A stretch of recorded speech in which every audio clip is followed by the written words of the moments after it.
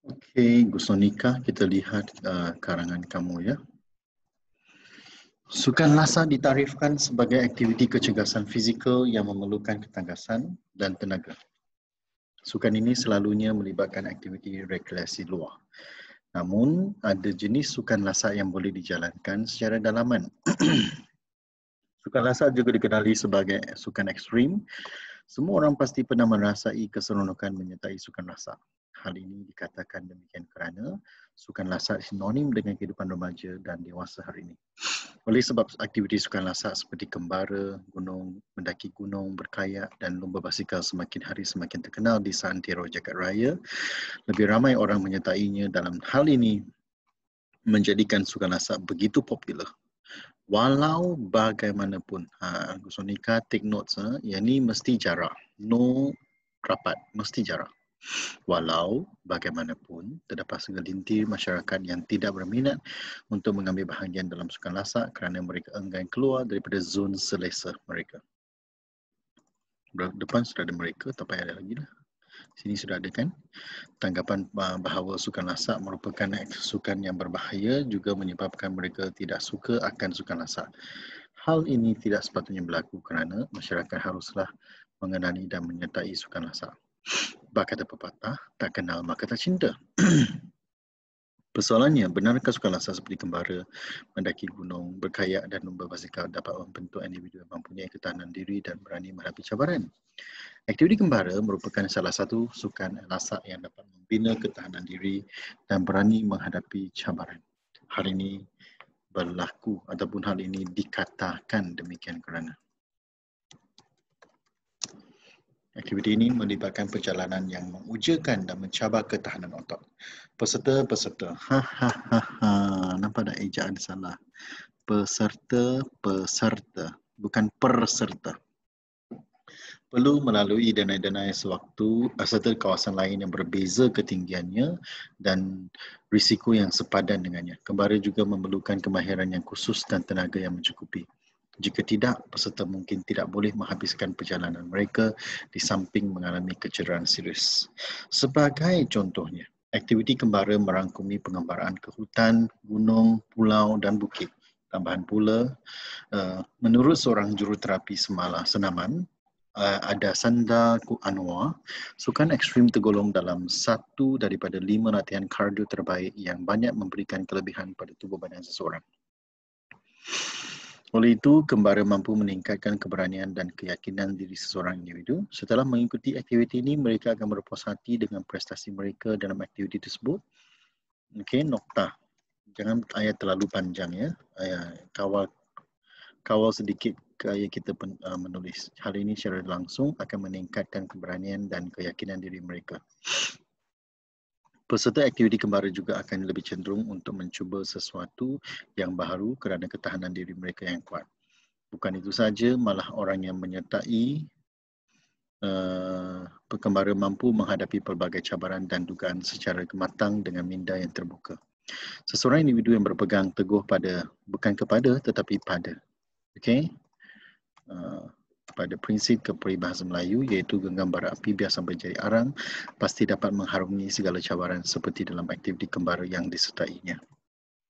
Tegasnya, kembara ialah satu aktiviti lasak yang dapat membina ketahanan diri dan berani menghadapi dugaan yang perlu disertai oleh seseorang individu. Seterusnya, mendaki gunung merupakan aktiviti lasak yang dapat membina ketahanan diri dan berani menghadapi cabaran. Semasa mendaki gunung, pendaki menjejakkan kaki di atas binaan alam semula jadi yang sangat istimewa. Mereka juga berkemungkinan tinggi tidak biasa mendaki gunung dan hal ini menambahkan keseronokan pada aktiviti tersebut. Sepanjang aktiviti mendaki gunung, peserta akan mengikuti laluan yang telah ditetapkan oleh pihak berkuasa tempatan sebagai langkah menjamin keselamatan peserta.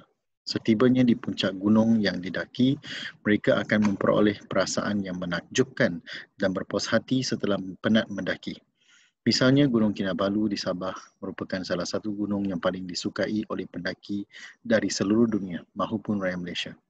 Tambahan pula, catatan dalam akhbar harian Metro pada 30 November 2015 menyatakan bahawa hormon serotonin dalam diri seseorang berfungsi sebagai mediator kerja otak untuk menstabilkan emosi lalu meningkatkan tahap kefahaman seseorang yang suka mendaki gunung.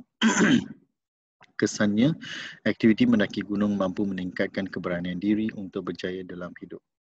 Pendaki gunung juga memiliki tahanan diri yang kuat dan perlu juga mendaki tangga-tangga gunung. Tanpa ketahanan ini, sudah tentu mereka tidak mampu tiba di puncak gunung yang didaki kerana berputus asa. Pemandangan indah yang dinikmati di puncak gunung juga memberikan kepuasan kepada pendaki kerana mereka berasa bahawa mereka memperoleh satu kejayaan. Satu prinsip yang patut diingati oleh pendaki gunung ialah di mana ada kemahuan, di situ ada jalan. Oleh itu, mendaki gunung ialah aktiviti lasak yang dapat membina ketahanan diri dan seseorang individu yang menyertainya akan berani menghadapi cabaran. Fantastik. Selain itu, berkayak ialah aktiviti lasak yang dapat membina ketahanan diri dan berani menghadapi cabaran. Hal ini dikatakan demikian kerana bot perlu didayung dengan kuat dan stamina yang tinggi. Tanpa stamina yang tinggi, seseorang individu akan berasa letih dengan cepat dan yang menyebabkan mereka tidak berasa seronok dengan aktiviti tersebut. Aktiviti berkayak juga melibatkan ilmu sains tentang aliran air dan kekuatannya supaya bot dapat didayung dengan selamat. Dengan selamatnya. Okay. Tambahan pula, terdapat juga risiko lemas dan kerosakan bot yang perlu dihadapi oleh individu. Mereka perlu sedar bahawa walaupun aktiviti ini diadakan mengikut peraturan keselamatan yang ditetapkan, keadaan yang berlaku di luar jangkaan masih boleh berlaku.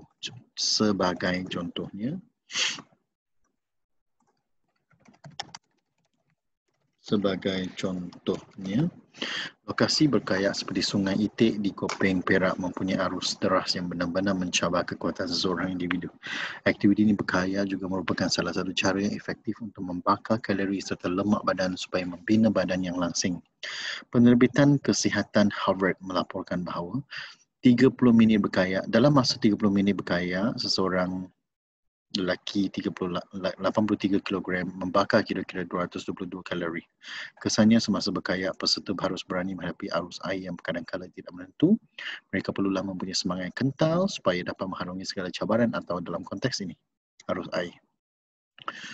Peserta juga akan berusaha untuk mempertahankan diri daripada sebarang kecederaan dan bahaya semasa berkayak. Ombak dan arus deras yang hadir. Arus deras yang hadir, ya. Secara tiba-tiba juga perlu dihadapi oleh peserta dengan tabah. Bukan dengan. Peserta yang berpegang pada. Again, berpegang pada. Prinsip alam berminyak biar licin tidak akan berputus asa walaupun terpaksa berhadapan dengan pelbagai cabaran dan halangan. Oleh itu, sudah terang lagi bersuluh bahawa berkayak merupakan aktiviti sukan yang dapat membina ketahanan diri seseorang individu agar kita lebih berani menghadapi cabaran hidup. Di samping itu, berlumba basikal merupakan aktiviti lasak yang mampu membina ketahanan diri dan berani menghadapi cabaran jika seseorang individu menyertainya.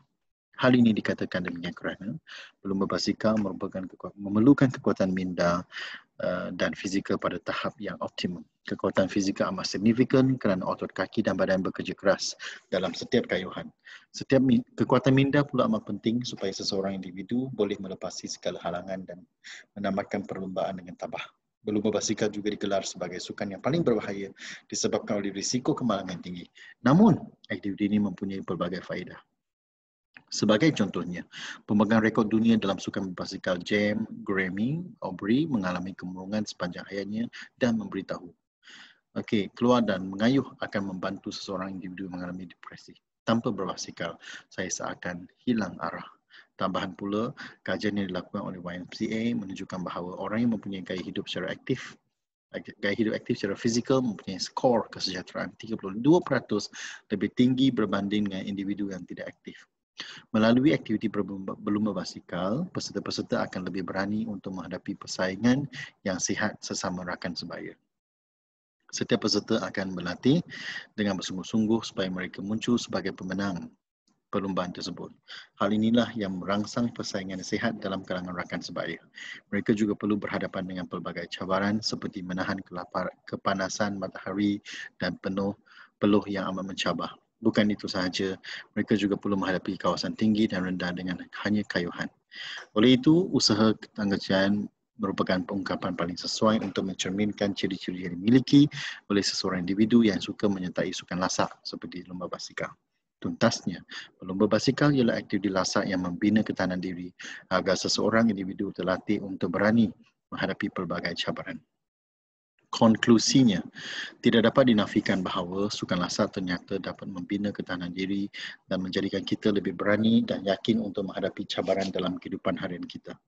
Pihak sekolah wajarlah menubuhkan kelab sukan lasak supaya dapat menggalakkan penglibatan murid-murid dalam sukan lasak kerana hal ini dapat membina kekuatan fizikal dan mental mereka. Saya berharap agar remaja kini menjadi lebih kuat dan tabah menghadapi pelbagai cabaran.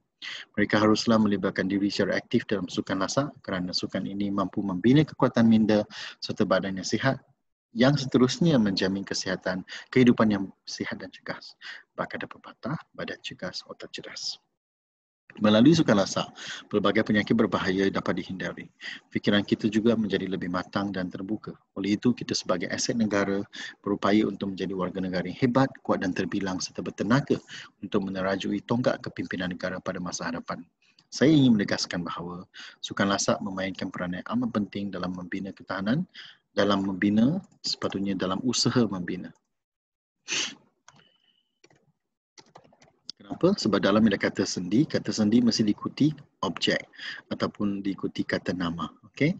Dalam usaha membina ketahanan dan keberanian kita, nokta, sukan lasak ini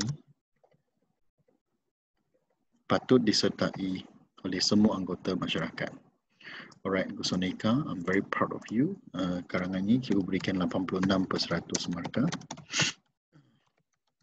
Tema sangat tepat.